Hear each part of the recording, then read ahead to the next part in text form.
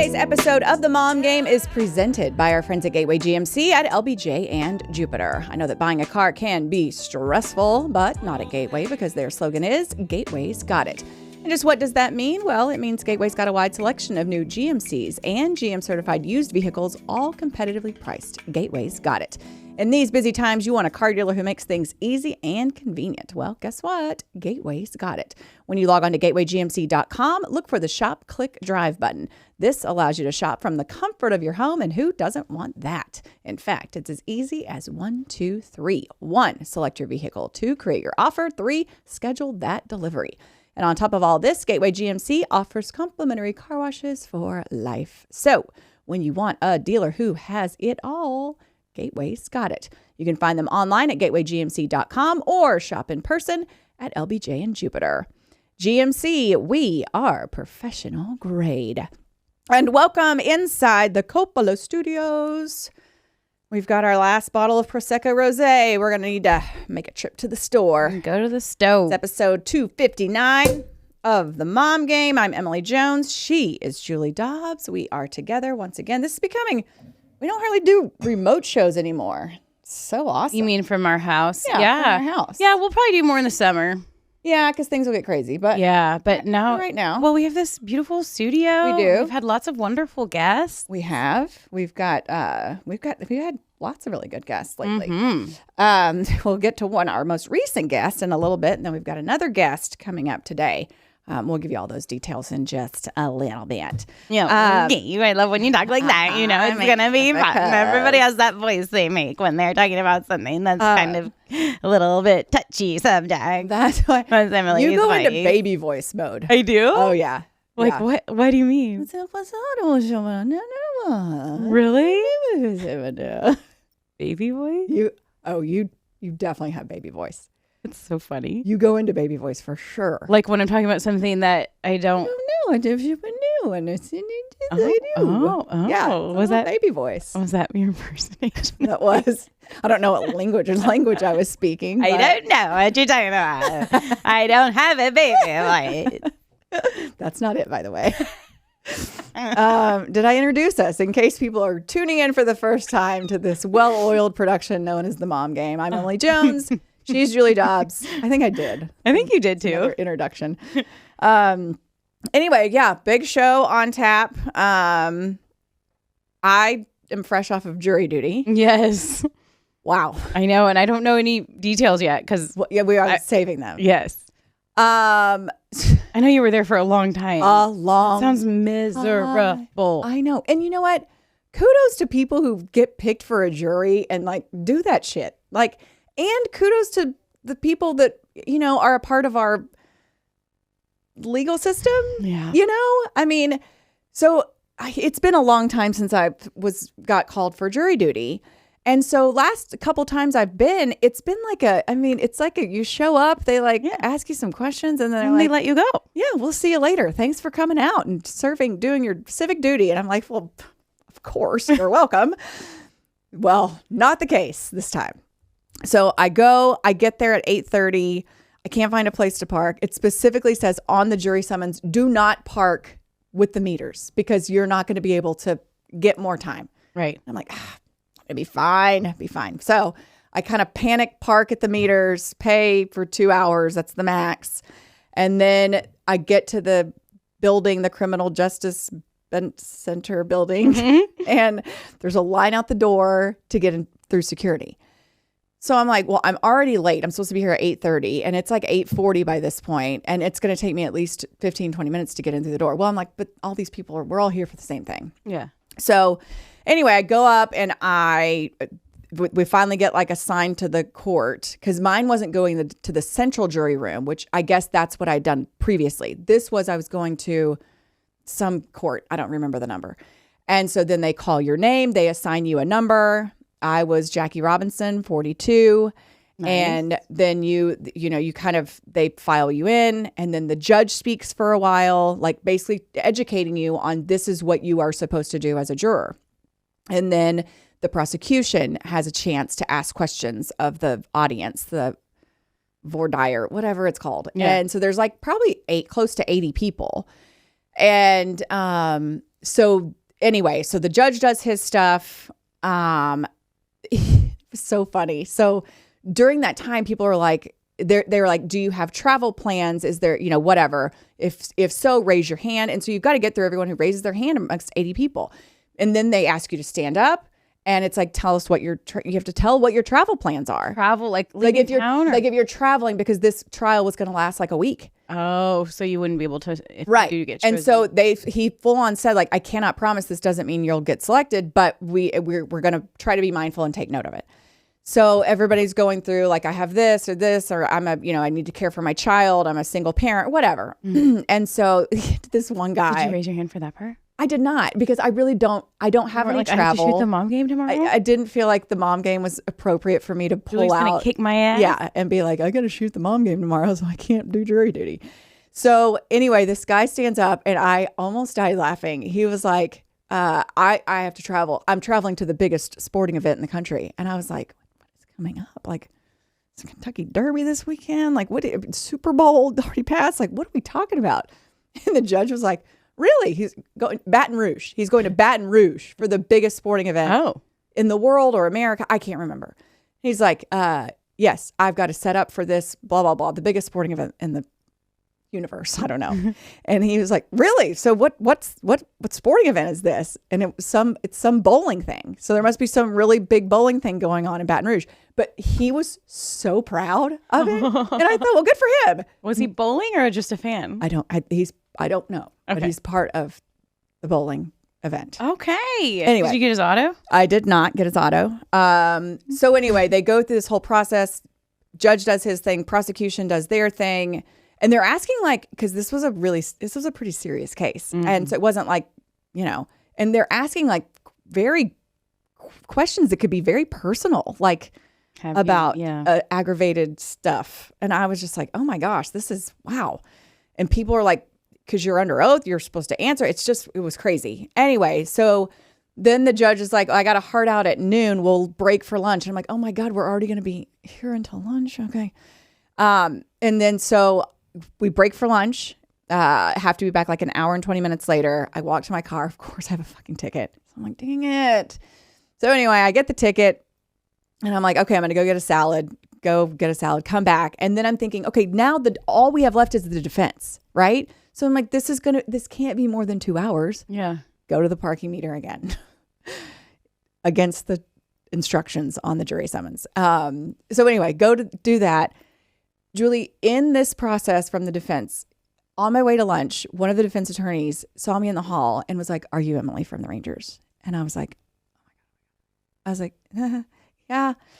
And we know about my social anxiety. Like, I'm thinking, like, there's no way this is not a Rangers crowd. Like, no one, I didn't think anybody was this didn't seem like a big Rangers. And it was one of the defense attorneys. It was one of the defense attorneys. So then we get to after lunch, the defense part, and they're asking questions. It gets to juror number 42. So then he asked me a question that was honestly kind of complicated because it's about like, beyond a reasonable doubt and clear and convincing evidence. And they have this chart. And I'm like, oh my God, you're on the spot and you have to stand up and everybody's looking at you. So then he asked me the question and then his partner, like, because I think, okay, I'm clear. I answered my question. I'm down. And then his partner was like, and they're like, so what's the burden of proof on the Rangers wins this season front of everyone? Oh no. I wanted to vomit on myself. I never, because I'm like, no one knows. They don't know this. Then some people were like, huh. And I was like, wish I knew. And sat back down. I was like, they were probably so proud of that. I have never wanted to die so bad in my life. Really? I was like, oh my God, I'm so embarrassed. I'm so embarrassed for myself. I'm so embarrassed. Oh, they're trying to lighten the mood. They were. But also too, I was like, is that appropriate? Right. Like, what's the burden of proof on the Rangers? It was because I had a burden of, or maybe they said clear and convincing. I don't know, whatever. I wanted to crawl in the hole. They probably loved that. And then I thought to myself, well, I could use this to my advantage because if I get picked for this jury, I can be like, Your Honor, obviously the defense knows who I am. And what if I side against them and they retaliate against me? Which is not going to happen. But I was like, well, you could have said that you have to go to spring training. Well, I could have, but that would be a lie. Oh. I don't have to go to then spring you could have training. made up a reason to go. But no, you can't lie under oath. I know, but then if you went, you wouldn't have lied. Well, just plan a trip to Arizona next week or this week. Anyway, all said and done, I did not get picked for the jury, but I was there from 8:30 in the morning until 5 o'clock. And I have mad respect for the people who are charged with leading our, making sure our justice system, the wheels continue to move. Mm-hmm. And I know that it's government, and we'll talk a lot government later, but what that judge trying to educate us and they're educating us, the prosecution educating us, defense, like you learn about just that one day, you do learn about stuff that you I don't know, really didn't know about being a part of the process. So kudos to those, how many ever, 13 jury members that got selected, but praise Jesus, it was me. I'm surprised that you didn't. Didn't get picked? Yeah. Because when they do know that you're kind of like, I don't know. I just try to be pretty quiet. Right. But they knew who you were kind of thing. I don't know that when you stand out a little bit from the crowd, I feel like that kind of helps your chances of being picked. But there was people who would, if they wanted to vote, they really wanted to do it. No, but they wanted to pipe up and answer questions and, all that. I was trying to be a juror. I was trying not to. It also learned that the guy sitting in front of me, after he got woken up because he had fallen asleep and they called on him and he was asleep, bless his heart. And then he revealed that he thought that Bigfoot was real. And I was like, okay, here we go. How did that there was analogy, the defense used an analogy about Bigfoot. I can't remember the analogy, but they're like, okay, kind of like throwing out there to the crowd, okay, who believes Bigfoot's real? And nobody. And then this one guy's like, hey. Can you prove that he's not? Exactly. Mm-hmm. Bingo. Right. So anyway, it was an interesting experience. I'm not sure. I feel like I've had 3 jury summons in the last, I feel like a lot. Really? I haven't in a while, but I did get picked to the jury once when I was pregnant. That's why I feel like I stood out because I was pregnant. And so they were like, oh, let's have a pregnant woman's perspective. Oh. I don't know. And it was only a day or two, maybe 2 days. Yeah, this was going to last almost all week. Yeah. I was like, oh my God, this sounds awful. Yeah. But anyway. It is it's an interesting thing. It's very interesting. Held captive somewhere with strangers. I know. Mike, when I got home, was like, did you go grab lunch with some of your fellow jurors? And I was like, no, I didn't. Did you make any new friends? I didn't make any new friends. I literally didn't say a word to anyone. I only spoke in those situations. Oh my God. I just don't look at me. Right. Don't look at it. I'm sure everyone else feels the same way. Yeah. No, it's not because whatever. No, I'm just like, you need to get through this process. Yes. Okay. Well, I'm glad you survived. What's going on with you? Because we do have, for those of you who freaked out when we had John McQueenie, the Texas House of Representatives, Texas, whatever, last week about the school voucher stuff, we have a woman named Lynn Davenport who was recommended to us. Come on. She's coming on the show a little bit later. And also, too, for those of you on social media. Here it is. That you just watched one clip and then you start being like, I can't believe you did this. I can't believe you did that. Watch the whole effing episode. We actually asked some really good questions and we don't pretend to know, think that we know what we're talking about as far as politics are concerned. That's why we have people on there to ask them questions from a dumb person's perspective to try to help everybody out. So yeah, if you're bitching on social media and you didn't listen to the whole interview, suck it. That's all I'm going to say. Emily, that was a really well thought out apology. No, I'm not apologizing for shit. I know. Not apologizing for shit. We had a guest on. We asked him questions. That was my joke. People, not funny. People freaked out on social media because they watched one effing clip. Watch the whole damn interview. And then if you want to bitch, get after it. Come at me. But come on, man. Okay. Anyway, Sports Courts brought to us by our friends at Tylock George, Eyecare, and Rev Entertainment. And when you create your own show, you can do shit like this. This is why we created this show. But it's like, what did you want us to do? You just to moderate a fucking debate? Right. We don't know what we're talking about. This is the mom game, and we drink wine, and we have wine sponsors, and we answer to nobody. We are not on a news network. We are not obligated to... I think any reputable news organization is going to, except for Fox 4. They do love us on More 27. Love you. but they're not looking to us to be like, no, there's people who do that for a living. We journalists. left the place where we have to be all buttoned up and not not mess and drink. serious. We did this because we want to be us. I know. And we felt like having somebody on that we had a connection to that we could have on. We can't just have on anybody in the world. Like, and we also aren't trying to, like you said, push an agenda. Agenda. I mean, look at us. You think we're pushing any agendas? How would I even know what agenda to push? No, Like, we don't even know trying to what fucking learn. agendas are. We're just trying to learn. We're just The man, like, he's in a place of, he's a state Whatever. representative. Like, I know. Who cares? We're done talking about it. We're gonna have Lynn Davenport on later, and she's knows her shit when it comes to this. She's on the other side of the school voucher thing. Anyway, so I thought you knew us. yeah, that's also hurtful. I thought you knew us. I did too. I thought we had something. I did too. My feelings. I thought you knew I was a political idiot. Attack us about politics. You know who we are. Agenda, like we have an agenda. I commented on some because I was trying to comment. I you knew told me not to. You were going, but down like I had to, and I wasn't. I was just trying to like have very matter of fact responses, and I did say to one person, I was like, I mean, come on, our last post is about feet pics. Like you can't get that.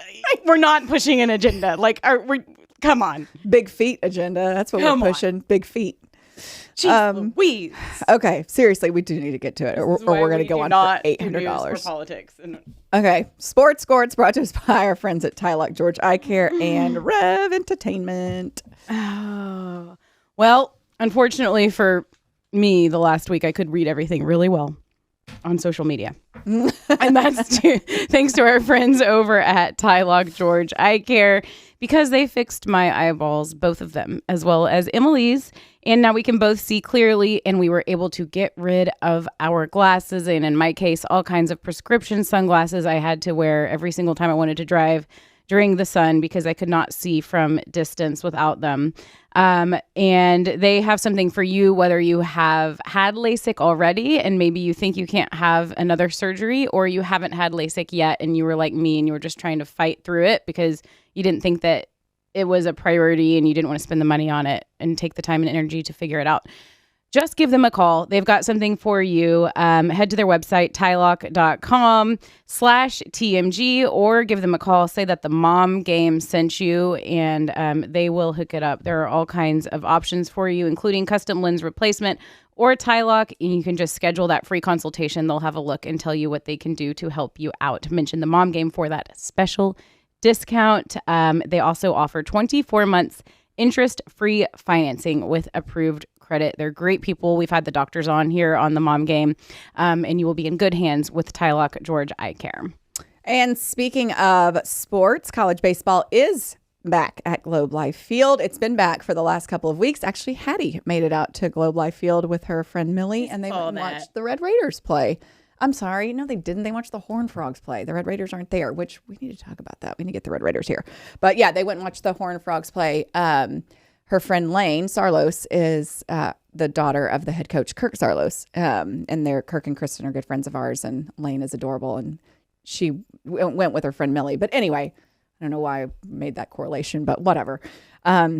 They went and watched some college baseball out at Globe Life Field, and the action continues this weekend with the TMG Bank College Baseball Series presented by Kubota, February 28th through March 2nd. They've got Auburn, Ohio State, Baylor, and Oregon State. So a little something for everyone. Lots of SEC and Big Ten folks here in the Metroplex. So head on out to see those teams in action. Plus, of course, Baylor.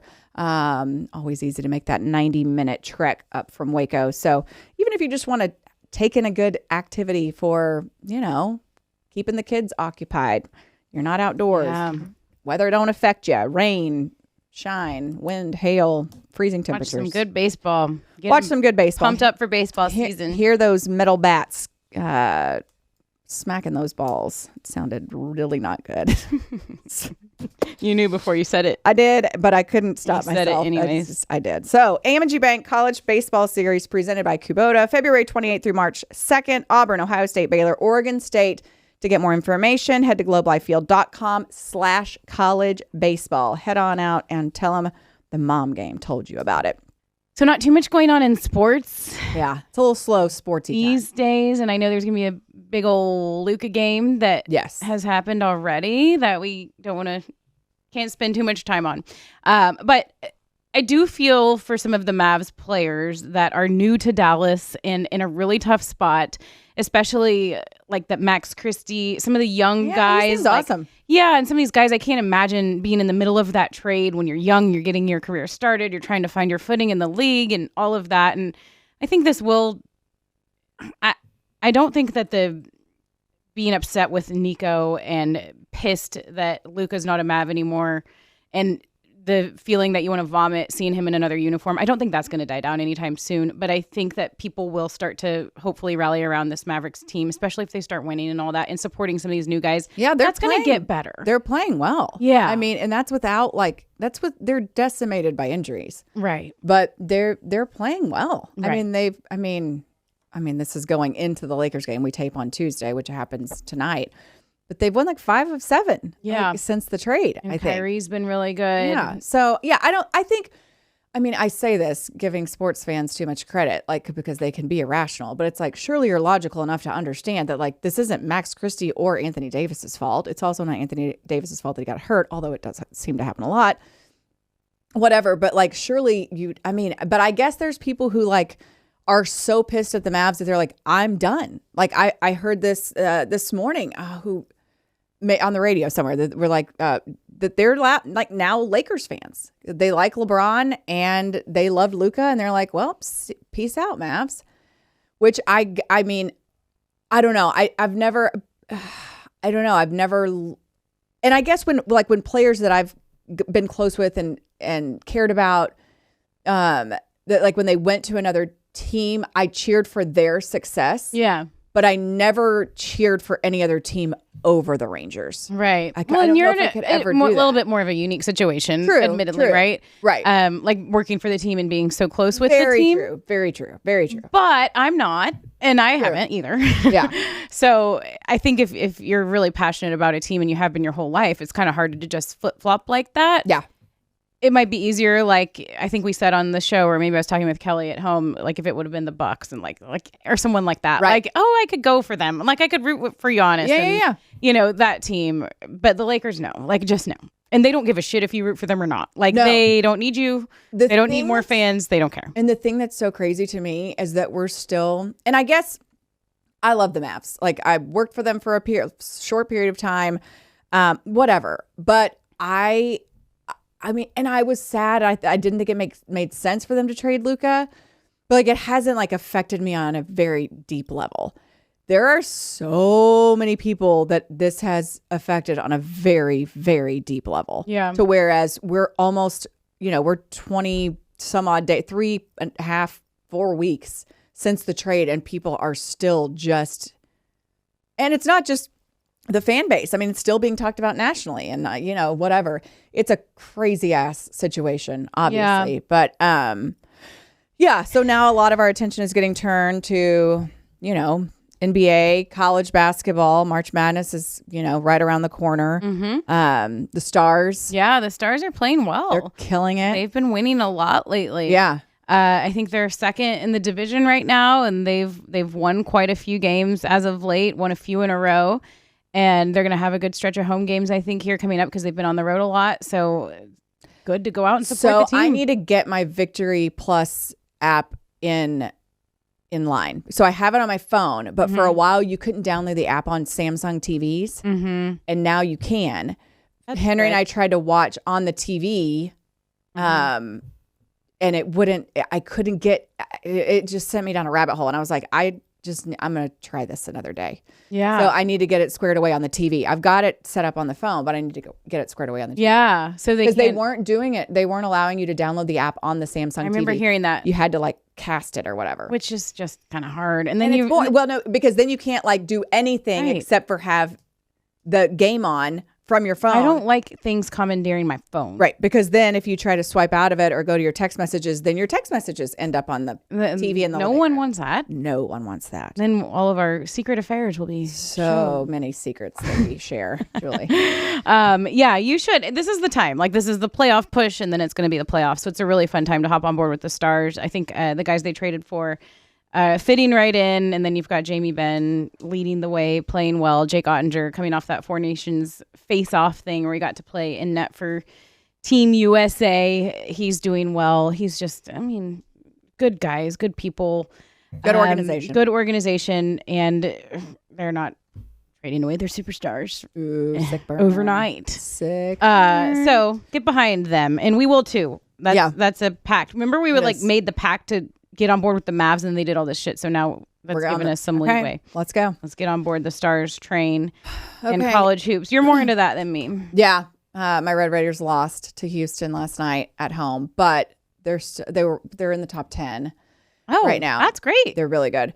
But they were without two of their two best players last night, and they only lost by 8 to Houston, who's like number 4. Oh, okay. Yeah. Wow. So yeah, I'll get real into it here when the March Madness happens. coming up. Yeah.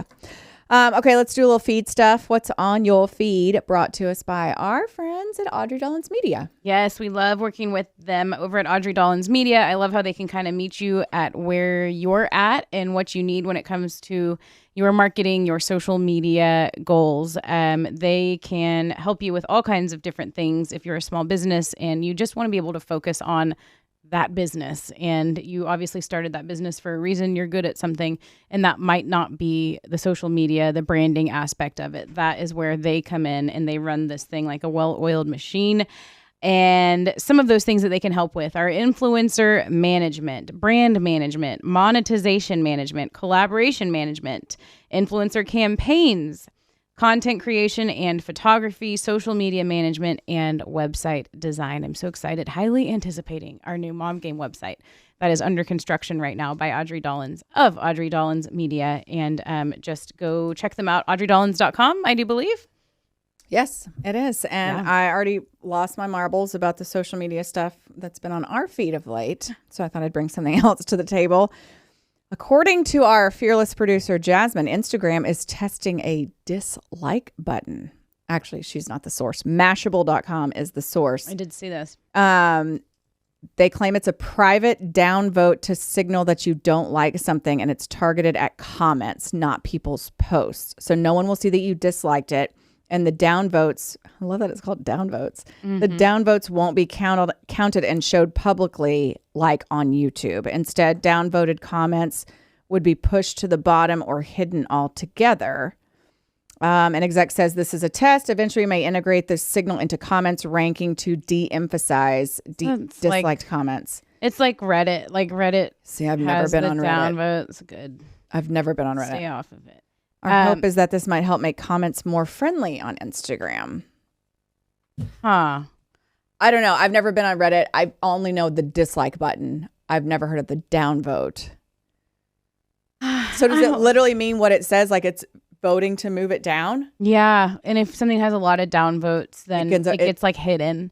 And I guess it is good in a way because sometimes you'll just have like the random person that's like, women shouldn't be talking about sports. And like then the normal people will downvote it and then you don't see it anymore. So in that regard, it's good. What is Reddit? Reddit, it's just like an internet chat site. You can chat about anything and everything. Sounds awful. And actually it has some good benefits. Now, it's interesting because people chat about everything. And I feel like, once again, people probably gravitate more towards communicating on social media than real life. And Reddit is one way. Like, I see Reddit a lot, because I mean, I've seen it and I've heard of it. I just didn't know exactly what it was, honestly. I've never been on Reddit. Like, it's an app, I would guess, right? It's a website, yeah. But you can have an app, yeah. You can, okay. Yeah. And so, like, being on the ticket, there's a big ticket Reddit, and then there was there's a dumb zone Reddit, is it kind of like a fan page, like a page, like are you part of the ticket Reddit community, or is it just a subject? Yeah, well, there's like a page ticket Reddit, so it's like r-ticket ticket or whatever. Okay. And then it's got like thousands of people that will talk about every single day, everything that happens on the ticket. And so that's why I initially joined it. But now, like, if I go pop on there, I'll see everything that's on Reddit. And there's interesting stuff. It'll be like, am I an asshole if? And it's like about relationships, or like a lot of these things on Reddit are like husbands talking about their marriage. Okay. And I'm sure there's wives talking about their marriage too. But it's like talking about like, if my wife does this, or like our sex life, it's like crazy. The people think they're talking about this stuff with strangers. That's what Reddit is. It's like, should I be alarmed if my wife never wants to have sex with me? Oh, no. But I caught her, blah, blah, blah. I'm not even, So we're just crowdsourcing this shit. Yes. Like, how about get a good friend? Like, everybody needs a friend, at least one, that you can talk to. Flip these things off. Or how about this? Let's not ask Reddit. How about this? Talk to your wife. Wow. Groundbreaking. Are you okay, honey? Groundbreaking. This seems so... And no one's like, I'm Emily Jones McCoy from the Rangers. It's like user 3482150-4. And it's like, oh, bro, I'm feeling the same thing, bro. It's like crazy. So yeah, that's kind of what I'm so thankful I've never gotten on Reddit, and I'm not going to. Like, I'm almost broken from Twitter, because like I will not get on Twitter unless somebody sends me a link to a tweet. Yeah. And then I get on it, and then I'll go clear my bubbles, my notifications. Yeah. But I don't get on Twitter at all anymore. It's a good time to not be on Twitter. Oh my gosh. Yeah. I mean, it's probably a good time to not to be on all social media, but I mean, some are worse, more toxic than others. Sounds like Reddit is a real show. No, I will say it's like I've crowdsourced a couple things, like, video games for kids. Like, if you have a kid that is mine and is like a specific brain, and then you're like, is this good for this type of kid? So that is something to crowdsource. And then it's like all these parents that are like, well, yes, I have an ADHD son, and this specific video game is terrible for him. This one's good for him, so things like that, because you might not have that specific friend in your life. Sure. Great point. Things like that are good, but like, I think like the sex life with your spouse, probably that stuff's weird. Let's not crowdsource that stuff's weird. Yeah, I agree. So anyways, that's where all this stuff weirds me out. And I also think disliking people's comments and posts, and because Instagram has tried to be, and that's why I think they put it where it's not on your post. It would only be available on a comment, and that's to get the negative comments down. So, I mean, maybe is that a good thing? I don't know. Yeah. I don't think I care enough. I'm not on social media enough to really care about anything that social media does. Right. Other than the fact that when I do get on there, like, and Facebook's the worst. I don't even know if anybody's on Facebook anymore. But like, I don't, the amount of, and people always talk about the algorithm and copy and paste this message so you can get your algorithm back. It's so far gone at this point. Facebook, like, it's probably, I would say 6 accounts or people or whatever that I don't follow for every one person I actually know and am actually friends with. I mean, it's so diluted and so convoluted that it's like, I'm like, what am I even doing on here? I know. Same. Facebook is, there's only like a couple groups that are beneficial, like our neighborhood group. Same. We have one for the kids' school. Where I try not to adopt a cat every single day that needs a home. Yeah, true. Yeah. So anyway, well, I am in favor. I'm in favor of the dislike button if it's on. But then what if somebody says something nice and then people are so anti whatever? I think we like, how about less judgment on what? everything? Like, we don't need to say I like this or I don't like this. I'm against it too. Like, we don't need to judge everything. I'm against the dislike button. Me too. I'm taking a stand. Who are you to like? Why do I care about your opinion of my comment? I know. You know what? I'm against this. We're against the dislike button. I am firmly against this, and I will do everything in my power, which is to prevent the dislike button from infiltrating Instagram. You have my word, everyone listening. You gonna run for office? Yeah. Duh. What office should I run for? Okay. Oh my God. Speaking of offices, speaking of politics and government and school vouchers, we went over this at the beginning and my heart rate shot up. We did have Texas Representative John McQueenie on the show last week to talk about the school voucher program. we're political idiots, whatever. We talk to them, ask them dumb questions, not dumb questions. We ask questions from a perspective of people who don't really know anything about it and don't understand. We have other interests we ask those, in life. We asked those questions. He answered them. And now it's time to ask someone else questions who doesn't feel like this is a good thing, which is what we are going to do right now in the TMG News Desk, brought to us by Community Mechanical and One Day Doors. That's right. Community Mechanical. I did the wrong thing. I did the wrong color coding. Did you notice that? Did it throw you off? Because you need to talk about One Day Doors, because One Day Doors came to your house. Yeah, they both say Julie, so that's why I'm confused. Yep, you're right. And I didn't correct that right. So I'm talking about Community Mechanical because you actually had One Day Doors come to your house, and you've got fancy doors with mirrors on them and stuff. Oh, yeah. Don't want to know what you're doing with those mirrors, but whatever. Nothing. In your bedroom. Nothing. Totally kidding. Okay, so first up, Community Mechanical. They offer a wide array of services to take care of your home needs. Preventative maintenance, they'll come to your house or business and do a full preventative maintenance in both the spring and the fall to make sure your HVAC is prepared for the extreme temperatures of summer and winter. Obviously, we know in North Texas, we get both of those: extreme cold, extreme heat. All preventative maintenance customers receive a 10% discount on all parts and services.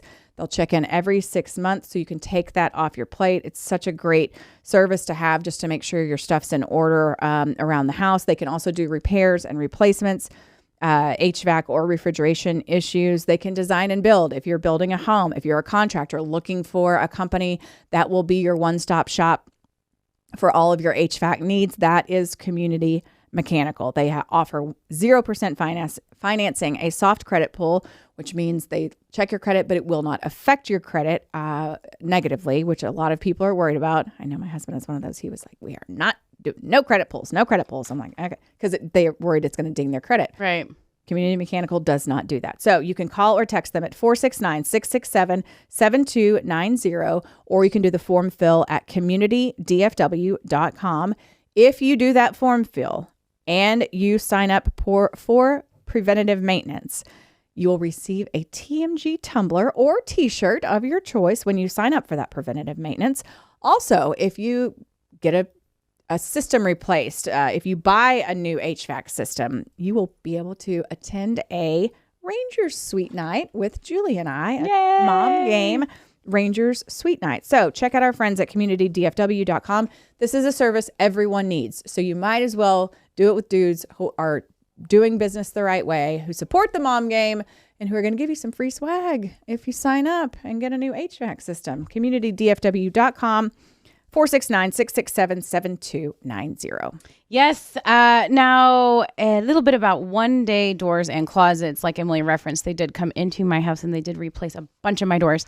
I'm going to have them come do the upstairs here in a while. They did the downstairs, and let me tell you, it is like night and day taking out those old doors that we had and putting in some new doors. They are solid wood now instead of hollow wood, and you don't realize how big of a difference it's going to make until it's done. One way that we've noticed a huge difference is just in the sound blocking. So we work at home, both of us do, my husband and I. And now with our new doors, we don't hear anything else going on in the house. So the dog barking at the door, anything else going on, we don't hear it when I'm on a call, that kind of thing. It's lovely. And then we did get some of those really cool double mirrored doors in the bedroom, which I use to take selfies. For ADM Media. There you go. Not for myself, but that's all that I use those mirror doors for. But there's so many options, Julie. I'm sure there are. Just kidding. For teenagers that are into that kind of thing. Okay. 20-year-olds. I don't know, 25-year-olds. Back to One Day Doors. Not me. But the whole process was very simple and easy. They can do this all in one day for you. They use advanced 3D measuring technology. They have one of those little guns, boop, boop, boop, boop, boop. And they come in, they measure your doors. They have them made specifically for you. They make a digital blueprint of your existing frames. They custom cut those doors to fit those frames. The doors are beautiful. I'm going to redo my kitchen here pretty soon, and I love the way the doors look, so I'm actually going to kind of model my cabinets in the kitchen after those doors. It's the shaker look if you're a design person, and you know what that means. They typically save customers 30 to 50% compared to big box stores or handymen. The guys do a wonderful job. It's very painless, and they will save you money. The process typically starts with an in-home visit, or you can go visit their Louisville showroom. Phone number is 940-969-4790, or you can head over to onedaytexas.com/promo30 for buy one, get one free on doors. Buy one, get one free on your doors. onedaytexas.com/promo30. Check out our social media if you want to see the makeover at my house for our doors. And now it's time for our wonderful guest. So we created quite the firestorm on the mom game last week when we had State Representative John McQueenie on to talk about Senate Bill 2, which is the school voucher program. Some people listened to the interview. Some people just saw a clip on social media and freaked the F out. So Julie and I have forever maintained we are political idiots. We don't really dig the whole donkey elephant thing. But all of that to be said, people flipped out. I'd always had the intention and wanted to get someone else to give the other side of the school voucher program on our show. It became quite apparent that needed to be done sooner rather than later. And we only shoot one show a week. I mean, yes, one show a week. I didn't feel like we were ABC News or Fox News and needed to schedule a debate and Julie and I could be the moderators. That's a joke. So with that being said, we have an education analyst with us, Lynn Davenport, who was recommended to me by a friend. And you said, absolutely, I'll come on. And I am so grateful that you did. And I am so excited to ask you other questions because, of course, we knew that John McQueenie, the state representative, it's all going to be sunshine and roses on Senate Bill 2 and whatever the House does, all this school voucher shit. We're not idiots.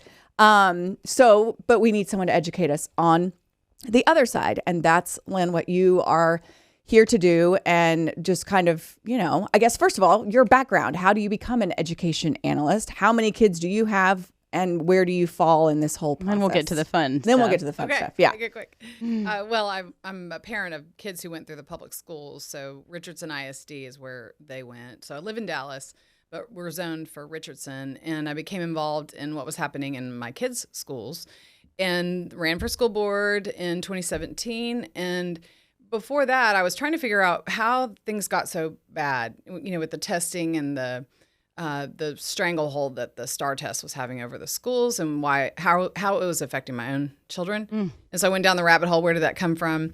And then just started researching. And I realized there was a real void. People didn't really understand how we got here, but they knew we had a problem with the public schools.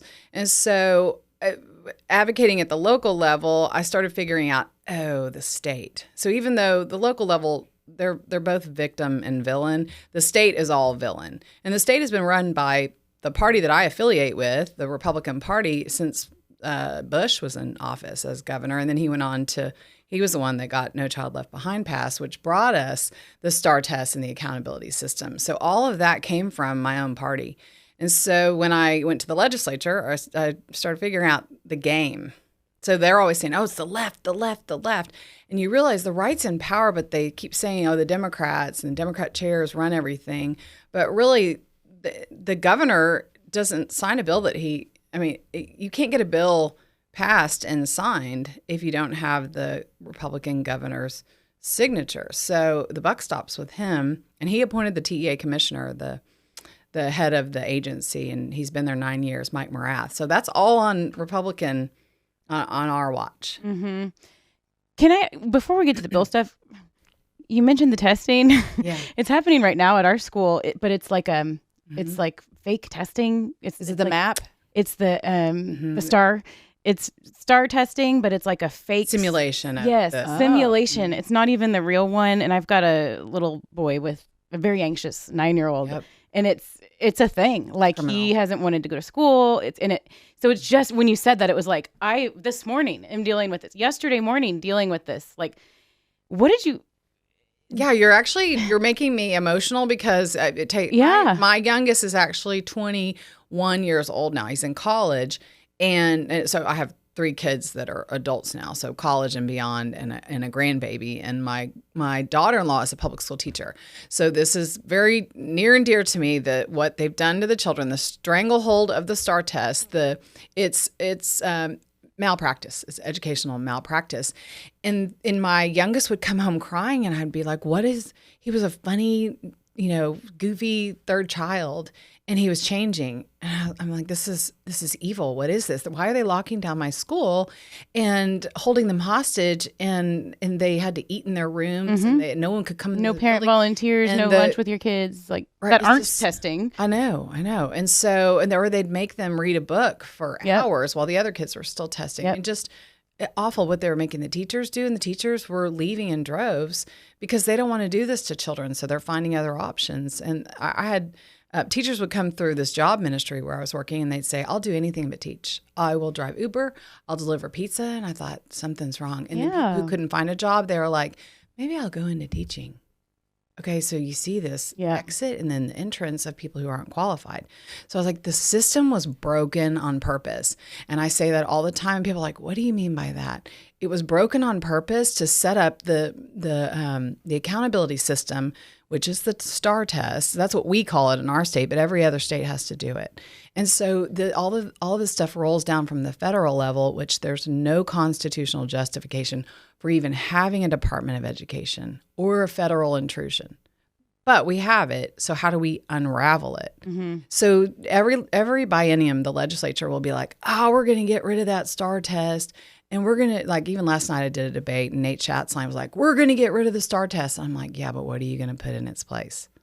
Because they always have something worse behind it. So they'll celebrate, and it will be a Republican that says, ding dong, the witch is dead. We got rid of the STAR test. Yay. And it'll be MAPS testing, which you mentioned. Or it'll be something else that's on a device. It'll be digital in nature because they've shifted us away from the old school way, time-tested way. Yep. Yeah, so it's been a slow boil, but we're so used to this. And if you say you don't want the STAR test, they're like, well, how are we going to have accountability? This is accountability for the teachers? No. For the school? No. It's to get the funding? I'm trying to trace this back. Yeah. Who are we trying to hold accountable here? Yeah, they'll say they want to hold the locals accountable, and they'll say that it helps the teachers understand where a student is. But the teacher doesn't get the results until sometimes the next year. Right. You can't, and it's not even specifically, this child needs this in this area. Now, the MAPS testing in a lot of ways can do that, which is sort of a preliminary sort of what's the word? They call that'll show you where you rank amongst everybody else in your grade and simulation, I guess. Yeah. Yeah. Ours just did that. And then you get the results like a couple months later, and it shows you where your kid is and how much they've grown in the year, that kind of thing. But yeah, the STAR test, just interesting. Everything you're saying is very interesting because that's what, our kids are going through right now. And I'm seeing it with a little guy who's already struggling. And having to try to explain to him, why you have to do this and why you have to go to school and do this. And I know you're going to finish, but then you have to sit there and read a book, and he flies through these books and then he doesn't know what to do. And then he's like, I can put my head on my desk or I can read a book, and I don't know can you come and get me? I'm like, I can't come and get you. You have to stay at school. But I don't know. Anyway, it was just very interesting. You can opt out, and the district will tell you that you can't, but you can, and you have the ultimate authority. And I think there should be a much stronger movement to opt out of the state assessment and starve them of that data on your child, because it's not relevant to you. It doesn't help you. It doesn't help the child. It actually harms them. Yeah. So yes, that's a whole other show. Which right. But I'm asking. So what's the problem that we're trying to solve here with the voucher? So if we're trying to escape the accountability system or whatever's happening in the public schools that's harming children, then why are we setting up a new government system? It's basically government-regulated school choice run through the same government that broke the system in the first place. And it's the same people who will be managing it. It's not a solution. So it's just pure deception. Yeah, so I think, and that's, at first glance, I've talked about this with my friends, and I'm like, I have friends that go to private school, and I'm like, no offense, girl, but I'm not trying to pay for for Benny Boy's private school. And I told McQueenie that. I'm like, I'm sure your kids are great. Not really interested in paying for their private school as a taxpayer. So to me, it never made sense. I will say when McQueenie came on, there were things about it that made sense from a broad perspective of let's get some help for these kids that they don't fit in the public school setting, all that kind of stuff. So those things made sense. It didn't mean I support it at all, but at least it started to make a little bit of sense. But at the end of the day, it just comes back to, why would we not just pour as much funding as possible into our public school system rather than pushing it toward the private sector? It didn't make sense. It doesn't make sense. But I remember the question. I thought it was a really good question. The deception comes through the buckets of funding. So the way that the public school finance system is set up, it's very difficult to follow.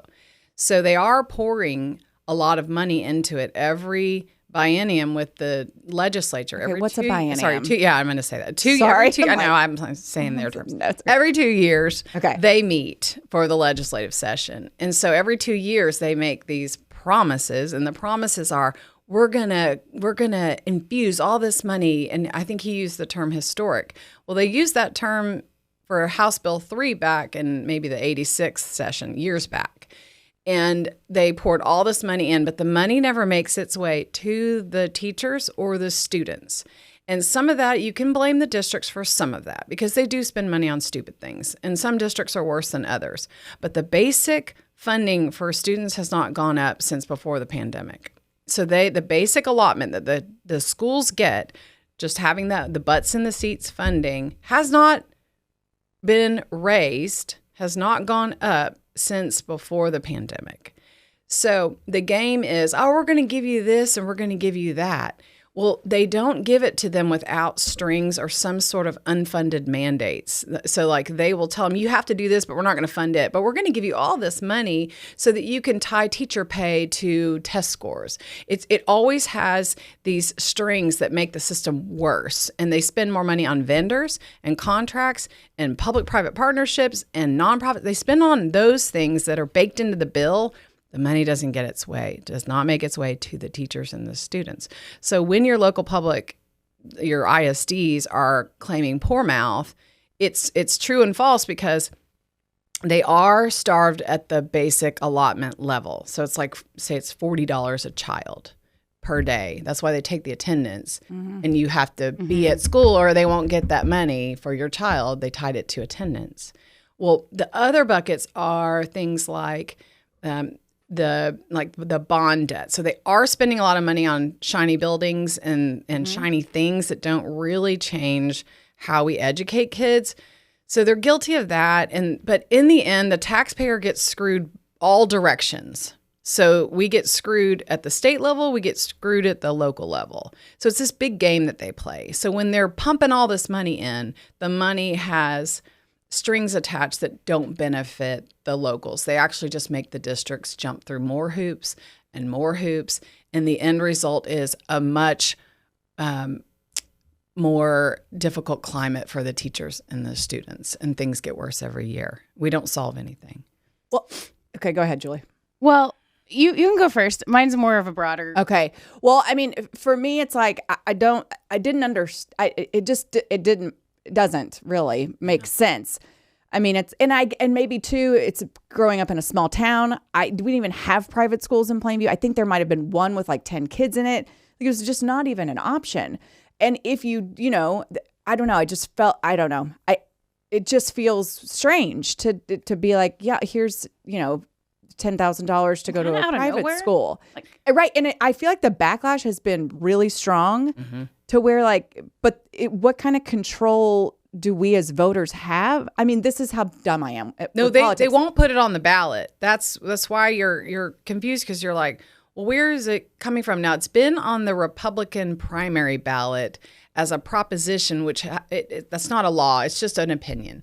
Do you support the money following the child? Got it. So in the Republican Party, in the primary, I mean, maybe 12% vote. I mean, most registered voters don't even vote. But the ones who did said, 79% of those people said that they support it. Well, so then so that's what he was talking about. Yeah. Right. He's like, oh, the Republicans support this. Well, okay, some Republicans do, but the bills don't match what was on the proposition, because the proposition was like, parents should have the choice to, school choice. We have the choice. What they're talking about is money. They conflate choice with money, and what they mean is we don't have the money and we want it to follow the child into their school of choice. Well, it doesn't. In the bills, the two bills we have now, because when McQueenie was on here, it was Senate Bill 2, but now they've added House Bill 3. So we have a bill in the House, and the bills go back and forth, and they amend them, they do all these reconcile. things. So the final result isn't what we're seeing now, but it'll be something close. So, but the bill doesn't match the Republican Party priorities or the plank that we set these things at the Republican convention.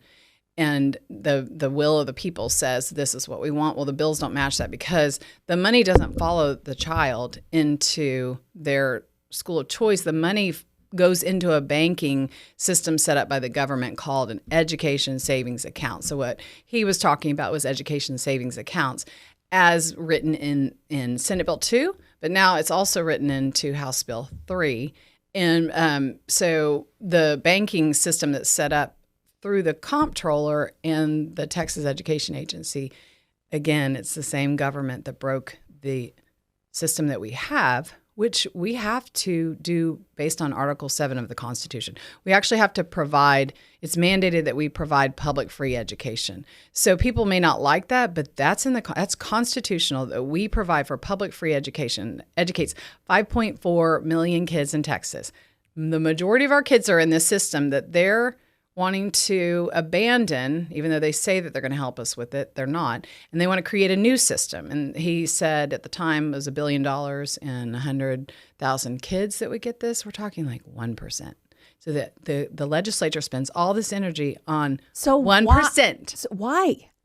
Well, okay, so it's billionaire backed. So if you look behind the curtain, if you look at, and I haven't looked at McQueenie's donations, but I know that he was backed by those pushing school choice. So the governor unseated a bunch of people in his own party to push school choice. So because he wants the votes. He didn't get the votes last session. They've been trying this since Bush was governor. So now Abbott wants school choice. And his donors are people like Jeff Yass, the billionaire, the TikTok guy, investor. Mm-hmm. He's funding Texas elections through, he donated to the governor $10 million to push this agenda. So this is like a massive agenda going across the country. Texas is kind of like we're holding the line here. The rural Republicans are really the ones that have stopped this. And so the governor had to go after all of those seats. So he had to unseat people in I forget who McQueenie unseated, but it was somebody. They have to have the votes for school choice. And so the governor goes after his own party to unseat the people so that he can get the votes for this one thing, which is actually. But I don't get, okay, so why? that gas guy, like what's in this for him? Like, I'm so confused. Like, there's so many layers. This is why I don't get into political shit, because I'm like, there's so many layers. I don't get it. And So how is that guy? Are they holding our children hostage so they can make money? Right. Like, but I'm no, they're already rich. Right. It's far more sinister. And here's another thing. Like, I always tell people, like, the vast majority of my friends who go to send their kids to private school, they're like, I'm not messing with the whole fucking application thing and tracking and all that system. Like, whatever. I mean, because that's why you're in private. You don't want the government doing all that stuff. Yeah. And it's not even paying for, I mean, I don't know what private schools, what they run. The ones that I know of, you're minimum 20 grand minimum a year, minimum. And so it's like that, this isn't even going to pay for half of it. So like, even if there's an underprivileged kid that is not thriving in the public school system, if he can find a private school to take him with this voucher program, his or her family still has to come up with the remaining $10,000 to $15,000. I mean, I don't know. That's what. So you're making too much sense. See, all of that logic is exactly right. Where and you this should is be. Who's benefiting from this? That's what I don't understand. There are vendors in the bill. So there are certified educational assistance organizations. They're vendors who collect up to, in some states, 10%. So they sort of manage the banking scheme that I was talking about through the government. So the vendors get a cut of the deal. So say like you get $10,000, they'd get a percentage of it. So there are vendors pushing this, and they're pushing them in all 50 states.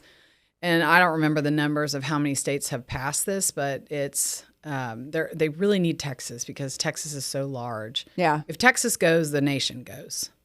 That's how it works. Yeah, it's all too complicated for me. But on the surface, and it's like, I mean, it's not like we're changing our tone or our line of questioning with a person with a completely different perspective.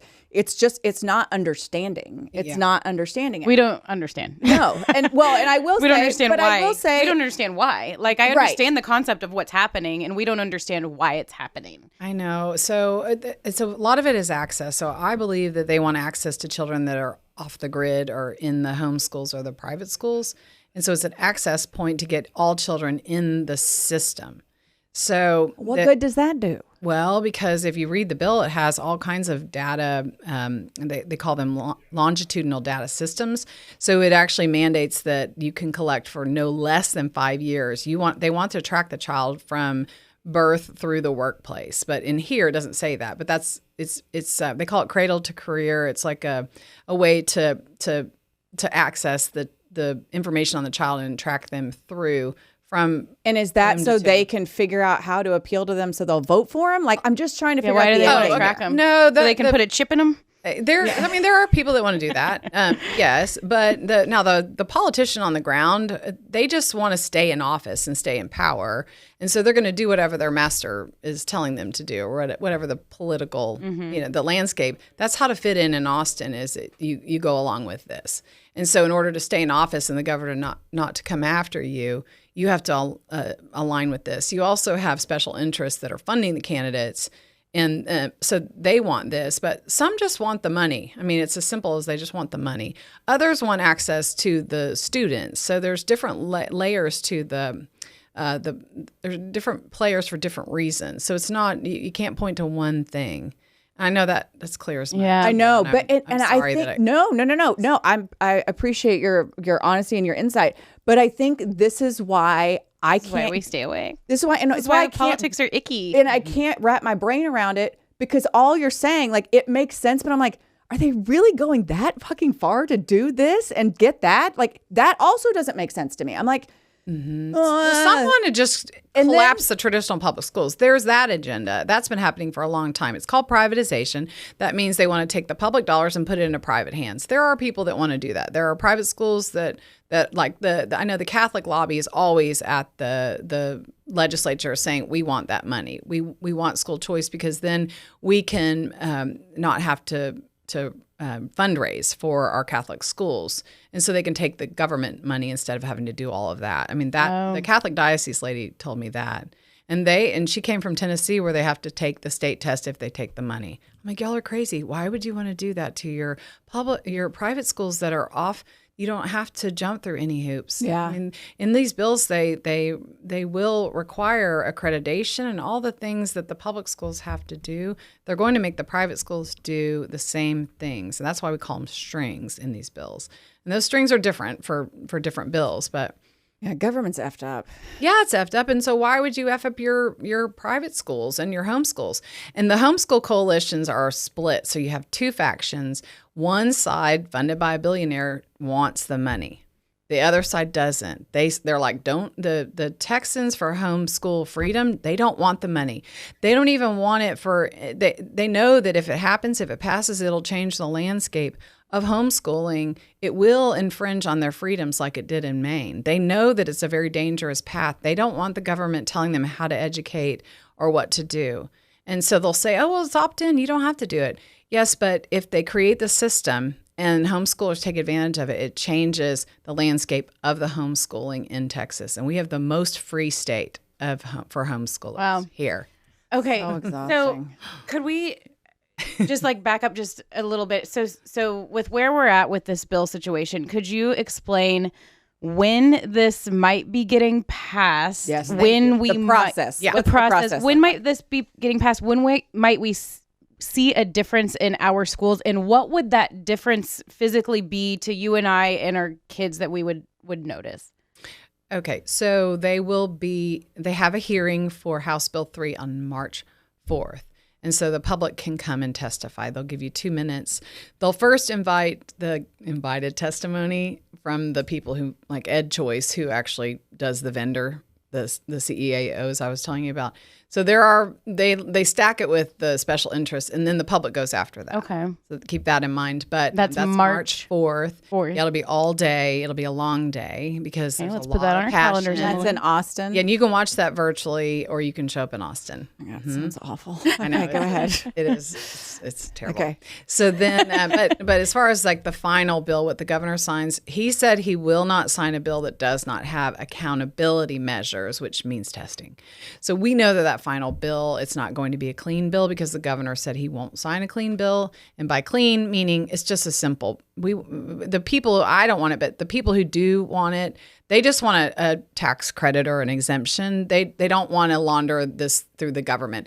They just credit me for the money for my kid to go to private school and just don't stay out of my business. Mm-hmm. The governor will never sign a bill like that because there's too many special interests that want the bill laced with all the strings and the accountability.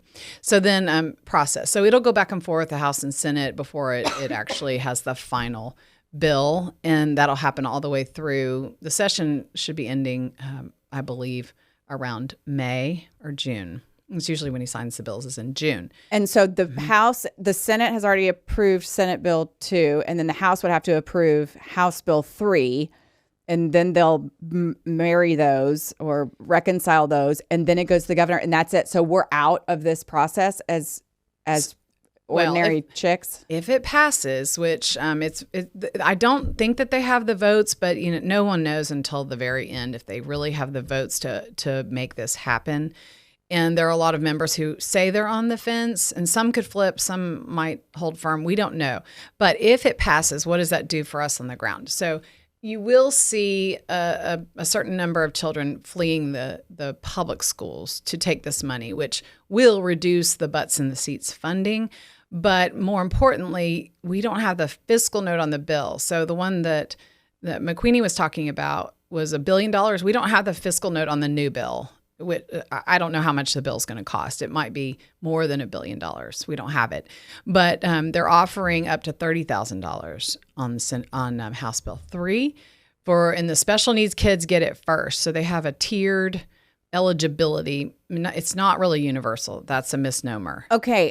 Speaking of the special needs kids, so I have a girlfriend who has a special needs, who has a daughter with Down syndrome. Mm-hmm. And she's like, yeah, kick ass. No private schools are taking Charlotte with Down syndrome. There's not private schools out there that are taking. Charlotte needs to be, she's in a public school in Fort Worth, Overton Park Elementary. And she's kind of breaking barriers, like, and she's in a class. I mean, so Tara's like, yeah, that's good and great because I didn't know that. And so after I did the interview, I was like, oh, well, Charlotte's going to get kids with special needs, disabilities, they're going to get, bumped to the top. And she's like, well, it doesn't fucking matter. Like there's no private schools in Fort Worth that are going to, maybe 1 or 2, but she's like, there's not a place for her. It's not like she can run on down to Country Day and they're going to take her. No. And if they did, the child will no longer get their IDEA rights. So they have to forgo their rights under the law, which is it's a little dangerous because then the schools are no longer held to the legal framework that's already in place that the public schools are supposed to follow. I'm not saying they do, but they have to forgo those rights if they take the money. And if the private school took them, which most will not, they discriminate and they can under, that's their prerogative. So yes, that's an excellent point. Where are they going to go? Where are these kids going to go? And who's going to take them? They have to test in. They have certain parameters and hoops they have to jump through to get into private school. That's an issue that. And what private schools want to mess with this shit? Well, they don't. It seems like they've got their shit pretty dialed in. Like they don't want any of it. They're not hurting for. It doesn't seem like. No. Yeah. The ones that I'm exposed to, they're doing just fine. They don't want to have to jump through any hoops. It's so confusing. And again, what problem are we trying to solve? And it doesn't solve that. So you can take that money for your child with special needs, and you can do things on your own. Homeschoolers can can school they can educate their special needs child, and they can use those funds that they get through the ESA. But again, it makes them jump through the hoops that most homeschool parents don't want to jump through those. It's kind of why they homeschool their kids, right? That's right. Okay. All right, what else you got, Julie? Y'all smarter than you give. I know. I don't know. Well, we're trying to piece it all together. Tired. It's so. I mean, I will say, I am thankful for people who do like research and shit, because I don't. A lot of. It's a lot. And I will say this. So by what you just explained, so there's this certain window of time, and there's the hearing. There's the thing in Austin where people can go speak. So there's this certain window of time where people are gathering information and people are trying to speak their mind on this bill. And we're in that window of time, and we had somebody on who was very much in support of it, and that's why everybody had the reaction that they did. I'm starting to understand. People were very upset, and like Emily said, our intention was to always have, show both sides of this situation, and we were never trying to prop up one side. Obviously, if you listen to us, we're not in support. Your questions not in support were great. of this thing. Yeah, I mean, I didn't take it as that you were like propping up. No, not at all. People I just see a clip on social media, but yeah, it just seems like when we heard this is something a lot of people are passionate about, and you have an opportunity to speak with somebody that is in support of this, that is a part of this. Well, yeah, like let's talk about it. Let's figure it out. And I'm glad we did. It's been a roller coaster. It's been but I'm glad we did, because you know what? Like Emily and I we put up we don't know about let's talk about sports, and there are things that are important that are worth digging into. They are. And like you did, something pulled on your heartstrings with your own children, and look at you. Yeah. Like that's amazing. And so, it's awesome what you've done, and I understand people's passion and their passion on our Instagram page. Like I get it. Yeah. And that's why we're doing this. You don't know, mess with a mama and her kids. You don't. My friend always says a father will die for his child and a mother will kill. I'm not suggesting it. No.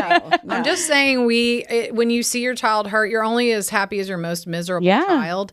And so I don't know how many kids you have, but like the one who's suffering, the whole family suffers. It's true. It's terrible. And, I got a lot of grief about putting my younger one in private school for 2 years, as though I'm some hypocrite because I exercise choice. Well, we have the freedom to do that, but I would never do it with government money, and I would never put the private school in that situation. And I had to do it to remediate him from the system that they broke, that they imposed on my child. And so if they don't want us to flee this system, or maybe they do, that we've got to demand that they fix it. And I have solutions on fixing it. And it's a matter of auditing the TEA, which is the education agency where all the money is being laundered through, and then they fire the commissioner because he's failed for 9 years. And then you pay the teachers and you train them on the old school ways to learn to read and do math and science and history, time-tested ways that you and I learned. And you pay the teachers and train them on that with the money saved on the wasteful technologies and testing vendors, because we find plenty of money for those things. We never find the money for the teachers and the resources in the classroom that they need. We should not have big class sizes. We should not have to beg for money. We should not have these teachers scrounging and using their own money. And that's on the district. The districts also have a choice to prioritize teachers. And but at the state level is absolutely the most egregious. What they do through bills every session, and we pay for it. And they will create a new lane of taxpayer-funded education. So we have public schools, charter schools. Now we're going to have vouchers and virtual and these ESA accounts that we're going to pay for that. Mm-hmm. We will absolutely pay for that, because every year it will grow like it did in Arizona. It's going to break the budget. And the Abbott just thinks it's all just free money that we can just spend however we want. They're not conservative. These bills aren't conservative. And the conservatives are saying no. They make it a liberal versus, they'll try and call me Democrat. So that was the question. You're liberal, you're a Democrat. I'm like, okay, well, you look at my voting record. I was a precinct chair in the Republican Party trying to get voters to show up to the polls. I'm not a Democrat. My own senator, Don Huffines, called me a Democrat on Twitter. They try and disparage me, say I'm a Democrat. Well, the locals call me a radical Tea Partier when I run for school board. So what am I? I don't care what they say. I'm telling the truth. I read the bills. I can leave this with you. It's a crappy bill. It's terrible. It's 30 something pages. You've done your homework on it. It's a bad bill. Yeah. They're all bad bills. I've been reading them since 2016. I'm not making this up. They hate it. They come after me anyway. And with Families Engaged and Mary Lowe, they come after us all the time, trying to call us Democrats because we must align with the teachers' unions. No, that has nothing to do with it. These are bad bills, and they're not conservative. And the biggest weapon against this agenda is the conservatives going against it because Well, I know a lot of friends that are real conservative, like they're big elephants. Like, I mean, we are elephant, and they're like, that's a hard no. And that's why I couldn't understand it. And that's part of the reason why I asked McQueenie to come on. I know him. I'm like, hey, explain this to me. Like, this seems, help me out. And I still, it's not like I'm saying, well, I agree and believe in everything you say. I'm not saying that at all, but I at least feel like I know more about what's going on. I feel like yours is way more complicated to understand. You know what I mean? As far as because of all the layers. He kept it simple. He's like, we're going to do historic funding, $90 billion. We're going to do all these A through F. We're going to give you the world. Let's do this voucher. Right. We're going to change the A through F system. Bullshit. They don't change it. Every biennium they make it worse. I'm like, stop your bullshit. Yeah. Well, so anyway, Sick of it. yeah. Well, I just good on you for like taking the time and trying to educating yourself. Like I said, I think there's a lot of moms and a lot of parents who feel like us. It's like, it's just too much. It's too much to understand. It's too much to make sense of. I don't feel like I can do shit about it anyway. Yeah. And so what do we do? And so I think a lot of people feel really helpless. They feel really uneducated about it. And so hopefully this provided, we opened the forum to both sides of it, and hopefully the people can take whatever it is that they want from what McQueenie said and whatever you said. And that's all, that's all we wanted to do. I mean, exactly. Well, you're doing a great job at it. Seriously.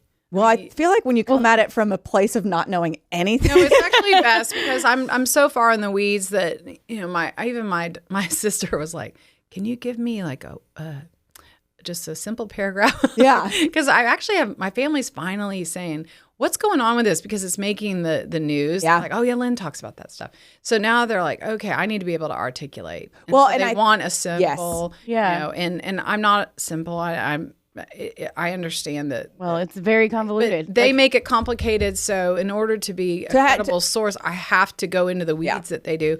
But as a whole, you would not flee the government schools to accept government regulated school choice. Why? It's the same system that jacked it up in the first place. Why would we trust them to fix it with a voucher?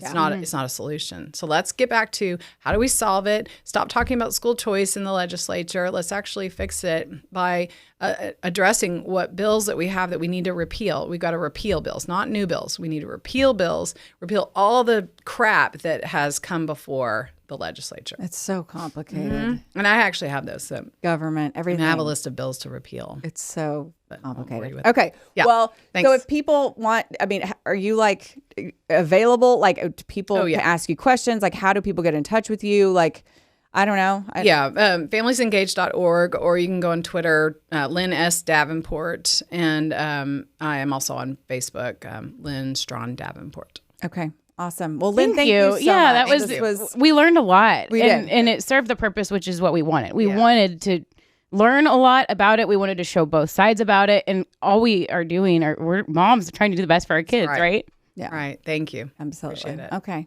You all right? No. I know. I'm sorry. I'm an empathetic crier, and I felt you crying, and I made me cry. It's horrible. You're living it.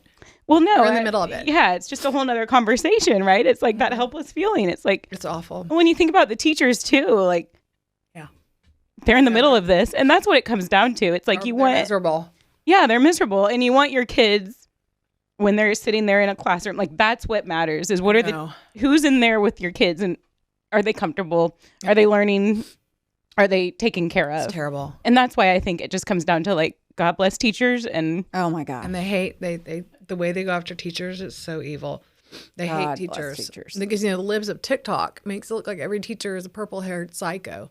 Yeah. wants to indoctrinate your kids and sexually groom them. Oh, And that's purposeful because people they respond to that like, teachers are evil. And you're like, no, y'all. on our little path, we've don't been very have blessed enough. so far. We've had wonderful teachers, and my I'm in our little world. That's all Good. we can control. So I'm like, each year I we know. I'm sorry. just No. try to put good things into our little humans, and No, that's all we can do, right? And Yeah. mad respect for. I know. I all know. right. Well, you're guys. I know, like, Enough of this. No more crying. Honestly, it's the concept of our darn show. It's just hard, right? Like, and it's so hard. when you're a mom, you never know how you're going to react to things, and yeah. it's a tough subject when you're talking about schools and kids and how it affects your kids and your family. So What And it's district are okay you to in? cry. it's okay. Yeah. What Do what? district are you in? I'm in RSD. Yeah. Yeah. Yeah.